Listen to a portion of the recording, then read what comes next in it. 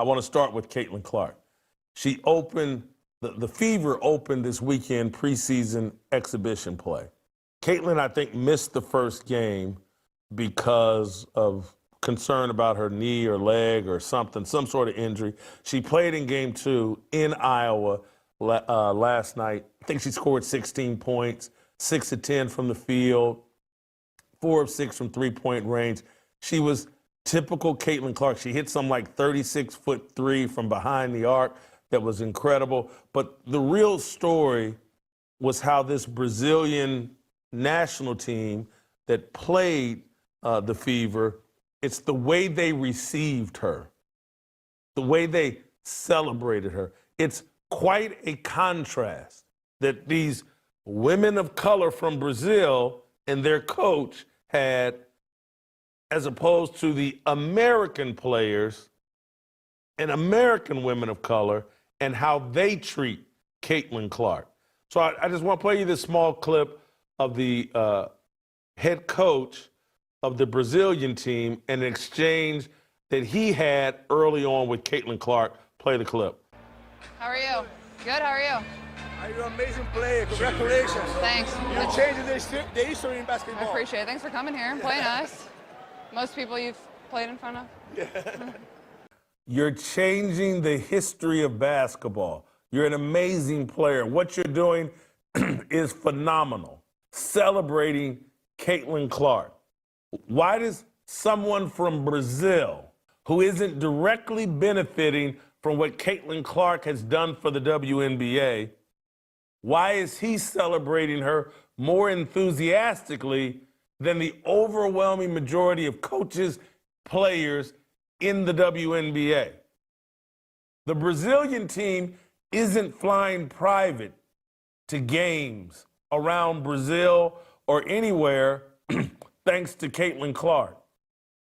WNBA players are, while losing $20, $30, $40 million a year because of Caitlin Clark. They're flying private. They're being treated as stars and celebrities. They're all riding Caitlin's coattails to television commercials, more money than what they're actually generating. They're being treated as superstars because of Caitlin Clark.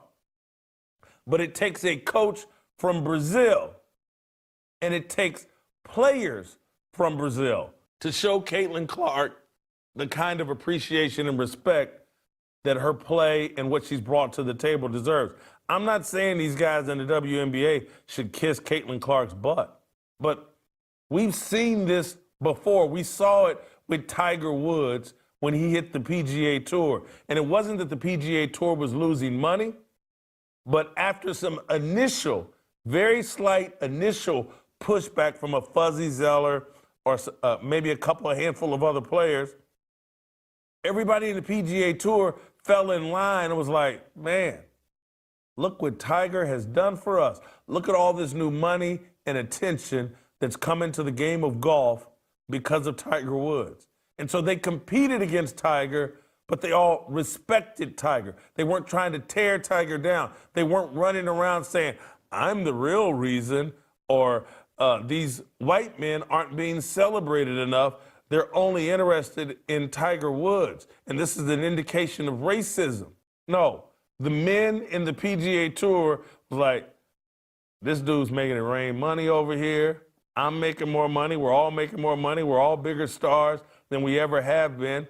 And they celebrated, respected Tiger, and competed against him at a high level. No one bent the knee and just kissed the guy's butt. There's a way to handle when a superstar shows up, takes your business, your industry to a new level. We saw it with Tiger Woods and the PGA Tour. We're not seeing it in the WNBA.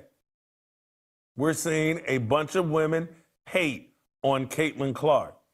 I want to show you this clip of the Brazilian players after the game lining up to get an autograph from Caitlin Clark. Play the clip. This is after the game. These are women of color that don't have a problem with Caitlin Clark. They actually appreciate what Caitlin Clark has brought to the table.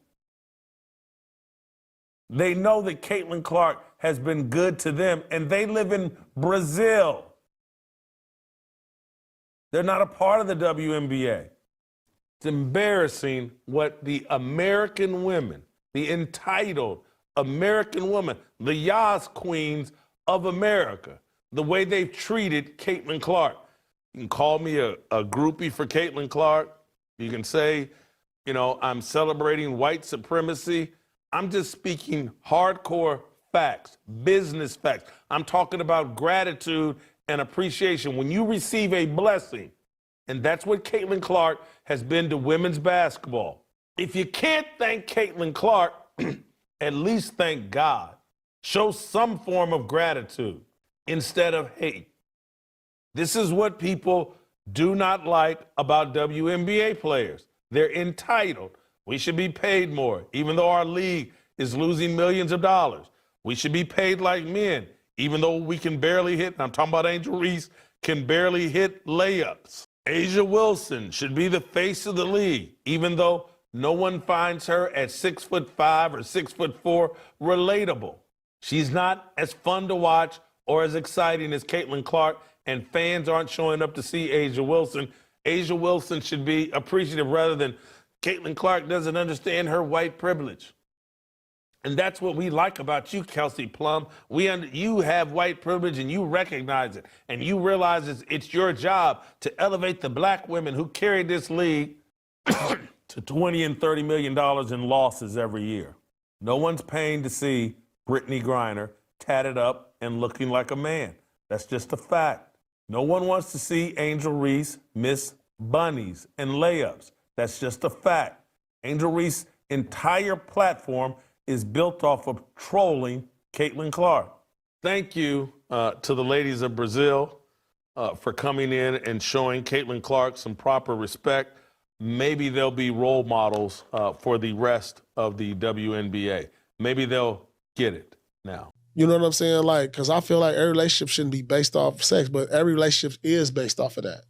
I don't think so. 100%. You can't tell me nothing different. This is what I feel, and that's why I'll never be in another relationship, because it's always based off of that. So you're not going to be in another relationship? Hell no. For what? Because it's going to be based off the sex. Once that wear down, you're going to go find somebody else that's better. Yeah. But it ain't going to be based off of... Look, this is the thing, and listen carefully. Outside of that, it's no advantage to a man. Why is marriage an advantage? What advantage? What does it do for a man when things go south? Like, we gonna have to give up half our this, pay child support, but it's only advantageous to a woman.